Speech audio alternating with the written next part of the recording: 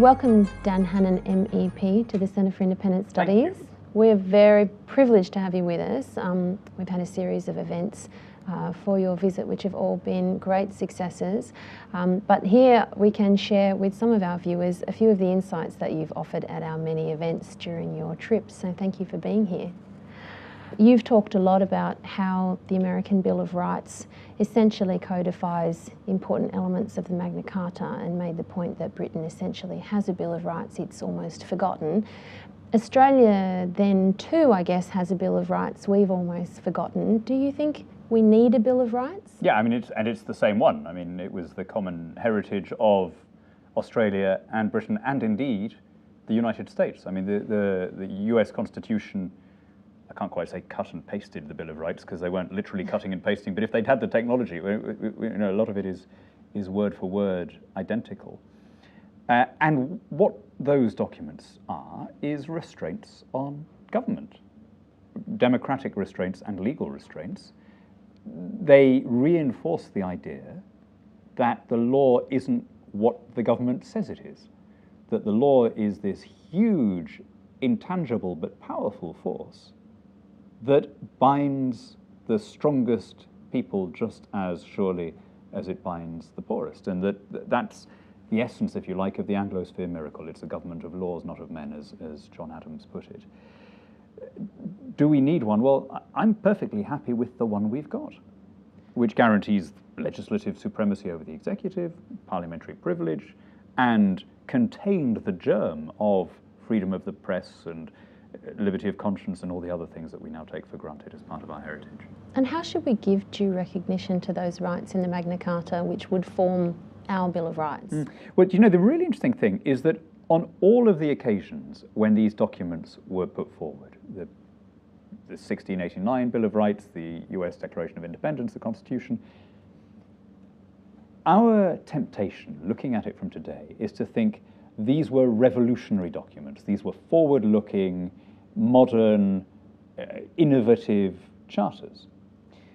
But that wasn't how the authors looked at them. In every case, they said, we're not inventing any new rights. We are reasserting traditional rights. And that was what the word revolution used to mean. The etymology has changed a bit, or the implications have changed a bit. But in the 18th century, revolution meant a full turn of the wheel. It meant a setting upright of that which has been turned on its head. So they were saying, you know, if you take the Americans, they were saying there has been an imbalancing of our Constitution because the Crown is doing things that it ought not to do, and our revolution is to restore the rights and liberties of the freeborn Englishmen. That was as they called themselves and thought of themselves. So, you know, I'm always hugely suspicious of people who come at these charters now and say, well, we need to create new rights for disabled people or asylum seekers or whatever. All we need to do is preserve equality before the law, freedom from state coercion, and the notion that the state is the servant of the individual rather than the other way around. What do you think has happened to the instinct that drove those people? We now see a growing government in our lives and the erosion of these personal liberties that you've written so much about.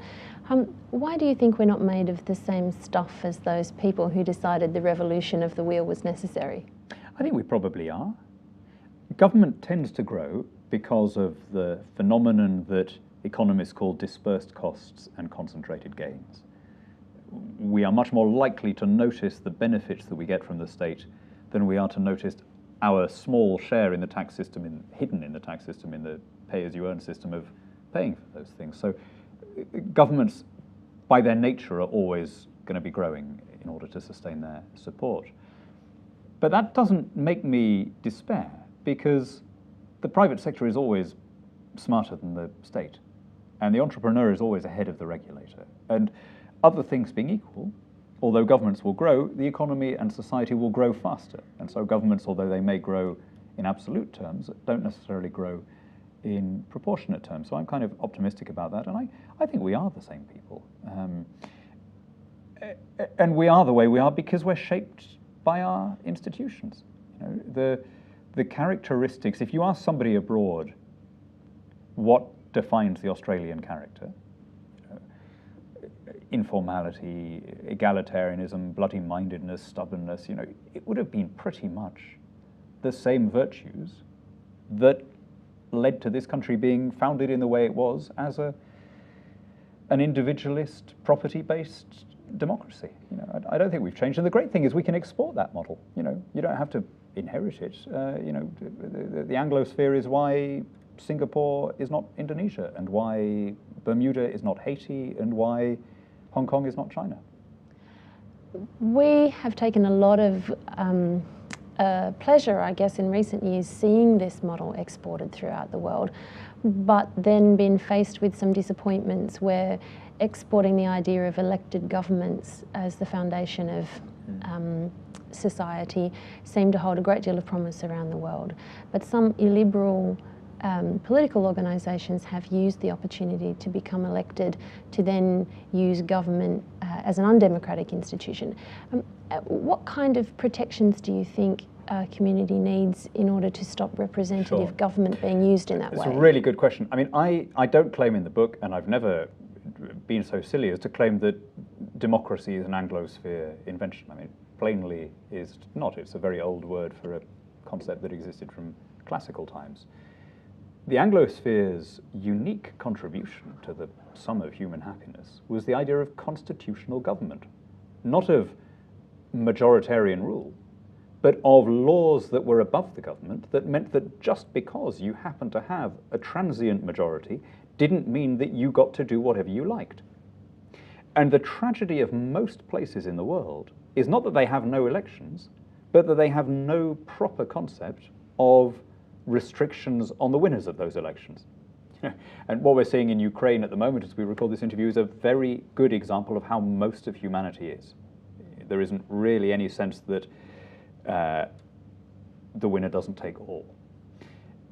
So, if we have the idea that you export democracy and that's everything else will look after itself, absolutely that's the wrong way around.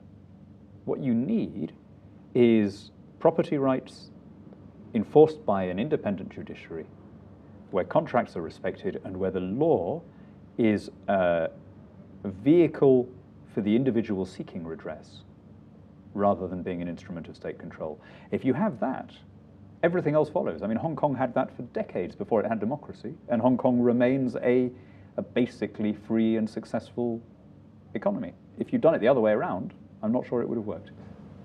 Can I ask you, every nation that has been gifted the Anglosphere inheritance of these institutions of liberal democracy has put its own spin on the model, and I wonder what your observations are about the way that Australians have interpreted this legacy and how we've innovated the model of Western civilization. Sure. I mean, I just read an essay by Rupert Murdoch's uncle, Walter Murdoch, where he wrote about what should Australian writers be writing about. He was taking issue with a book review, or a number of reviews of an Australian book, saying, well, where is the distinctive Australian voice here? And of course, he was perfectly reasonably saying, well, what are we supposed to do? Were we supposed to write in a funny accent, or write only about boomerangs, or I would make a similar argument about the development of constitutional liberty here. It's not that you expect it to involve boomerangs. It's that Australia had, as North America did, the advantage of a frontier society, which meant that individualist culture was exaggerated and intensified. People from Europe, when traveling in the British Isles, found it a relatively individualist, relatively libertarian, relatively meritocratic society compared to France or Spain or wherever they were from.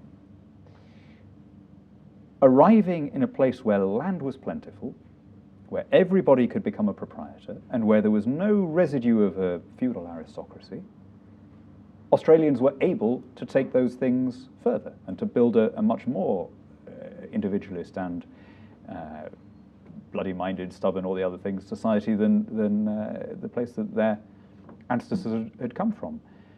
There was a really nice phrase that Tocqueville used talking about the US. He, as a Frenchman, observed that features of British and particularly English democracy had been greatly exaggerated in North America because of the opportunities afforded there.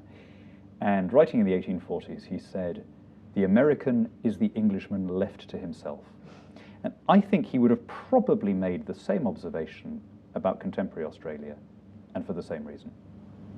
What an excellent note for us to end our chat on. Thank you so much for coming in to talk with us, and thank you for being here in Australia and sharing the ideas in your books. Thank you, Beth.